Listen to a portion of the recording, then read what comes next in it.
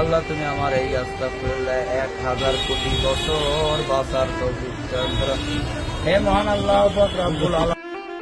বাঁচতে চেয়েছিলেন অনেক বছর, মোনাজাতে হাত তুলে সৃষ্টিকর্তার কাছে প্রার্থনা করেছিলেন 1000 কোটি বছর বাঁচার তৌফিক দান করো।